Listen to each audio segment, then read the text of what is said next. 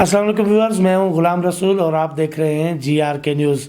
آج election commission کی جانب سے ایک اجلاس بلایا گیا اور اس اجلاس کے بعد جو پریس ریلیز جاری کی گئی ہے وہ ایک چارج شیٹ ہے وزیر اعظم کے خلاف، اور پاکستان پیپلز پارٹی تو مطالبہ بھی کر چکی ہے اس پریس ریلیز کے بعد، اس اعلامیہ کے بعد، کہ پرائم منسٹر فوری طور پر الیکشن کمیشن سے معافی مانگے۔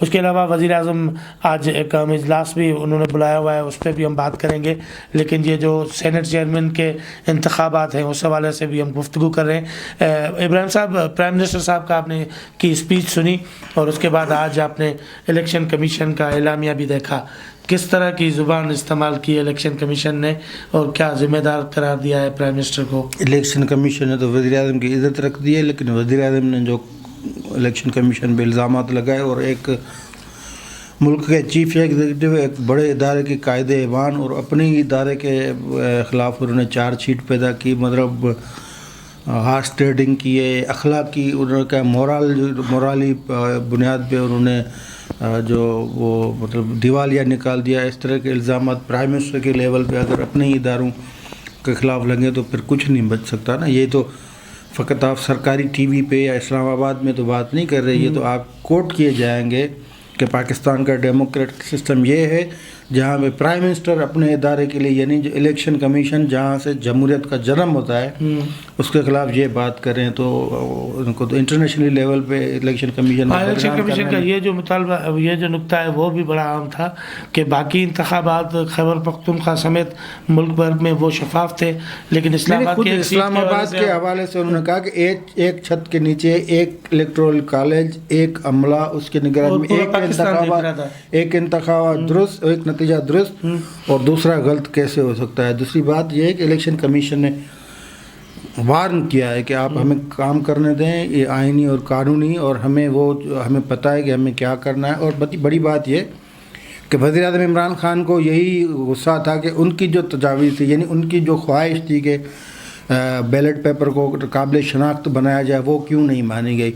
یہ بات وزیر اعظم سے پہلے تو سب سے بڑے ادارے یعنی سپریم کورٹ نے کی تھی، الیکشن کمیشن وہاں بھی ڈٹ گیا اور ان کا موقف بالکل لیگل پرسپیکٹ میں بالکل واضح تھا کہ کانسٹیٹیوشن یہ کہتا ہے، قانون یہ کہتا ہے، اختیار پارلیمنٹ کو ہے، ترمیم کا اختیار پارلیمنٹ کو، اور طریقہ کار تبدیل کر رہے ہیں، وہ قانون میں نہیں، وہ آئین میں ترمیم کے ذریعے تو جب سپریم کورٹ نے ان کی بات مان لی تو پھر آپ کو تو پھر ایسا غصہ نہیں کرنا چاہیے نا۔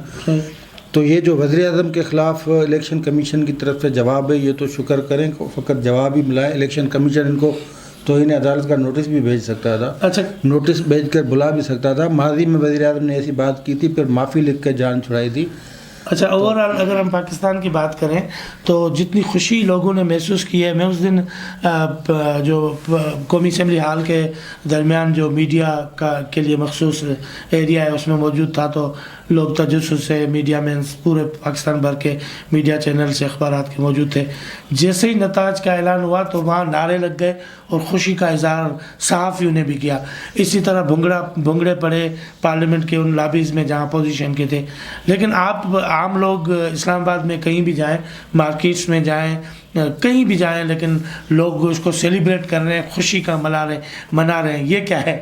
نہیں، پبلک مقصد یہ ہے کہ پبلک کو آپ نے کیا دیا، عمران خان نے کیا دیا، عمران خان نے حفیظ شیخ کی معرفت کیا دیا۔ اصل میں لوگ تو یہی دیکھتے ہیں نا، لوگ تو عام آپ جس دکان پہ جاتے ہیں وہاں پہ جو گاہک کھڑے ہوتے ہیں یا دکان والے کھڑے ہوتے ہیں یا جو مزدور کھڑے ہوتے ہیں، وہ تو یہ دیکھتے ہیں نا ہم اس دکان سے یا فلاں دکان سے جو چینی، آٹا، گھی جو لیں گے وہ کس قیمت پہ لیں گے، یا 2-5 سال پہلے وہ کس قیمت میں مل رہا تھا۔ اس پیمانے پہ لوگ اس پہ، ایک تو یہ پیمانہ ہے، دوسرا پیمانہ ایک عام سیاسی فہم رکھنے والے لوگ یہ کہتے ہیں کہ یار یہ بندہ کہاں سے ٹپکا ہے، یہ عمران خان کو کون لایا ہے، یہ ہمارے گلے کیوں ایسی مطلب سیاست کے نام پہ یہ جو امپوززم ہے یا جو لوگ امپوز کیے گئے، سلیکٹ کیے گئے، تو سیاسی فہم رکھنے والے یہ چیز دیکھتے ہیں۔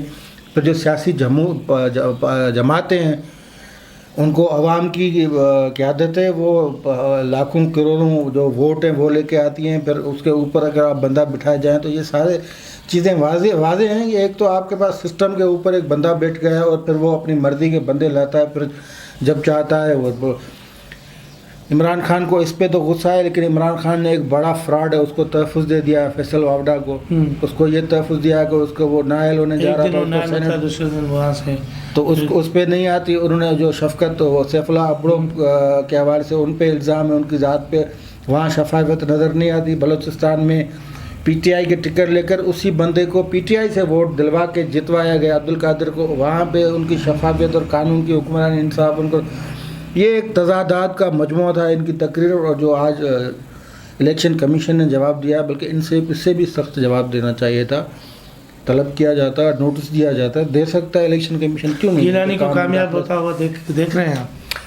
اچھا، گیلانی والا تھوڑا عجیب کیس بن گیا. گیلانی جو ان کا دعویٰ تھا کہ ہمیں 30-35 ووٹ ملنے تھے، وہ درست بھی تھا، لیکن پر گیلانی کے جو مخالف امیدوار تھے ڈاکٹر حفیظ شیخ، پھر ان کے وہ بندے آ گئے، پھر انہوں نے یعنی اسٹیبلشمنٹ بالکل یہ بہت آن دا ریکارڈ کہتے ہیں. آصف علی زرداری کہہ رہے ہیں، شاہد خاقان عباسی کہہ رہے ہیں، سب کہتے ہیں کہ وہ آخری رات وہ غیر جانبدار نہیں رہے جو غیر جانبدار تھے. انہوں نے بالکل لگائے، لیکن دیر بہت ہو چکی تھی، پر یہ پکڑا ہی نہیں دیا، حالانکہ کوشش بہت کی تھی. اور پھر اچھا یہ ہوا کہ یہ ان کے ووٹ خارج ہو گئے. اب صادق سنجرانی والا جو ہے، یہ معاملہ تھوڑا گڑبڑ یہ ہے کہ عمران خان نے تو سرنڈر کر دیا. 26 ووٹ ہوتے ہوئے انہوں نے اپنی جو وہ پیشکش کر دی ہے 12 پارٹ جماعتوں والوں کو، 12 سینیٹرز کو. اس کے پیچھے ایک تو یہ ہے کہ ان کا مزاج نہیں ہے، جیسے پہلے ہی تھک گیا حفیظ شیخ کے لیے ووٹ مانگتے میں ممبران سے ملاقات، ان کا مزاج نہیں ہے نا. وہی تو ایک مغرورانہ بادشاہانہ نظام، وہ اس کا مزاج ہے. اور تو ایک وہ ہے، اس سے جان چھوٹ جائے گی. اب صادق جانے، اس کے باپ یعنی باپ پارٹی والے جانے، اور جنہوں نے باپ پارٹی بنائی ہے وہ جانے، ان کا جن کا اثر رسوخ ہے وہ جانے، اور اپوزیشن جانے.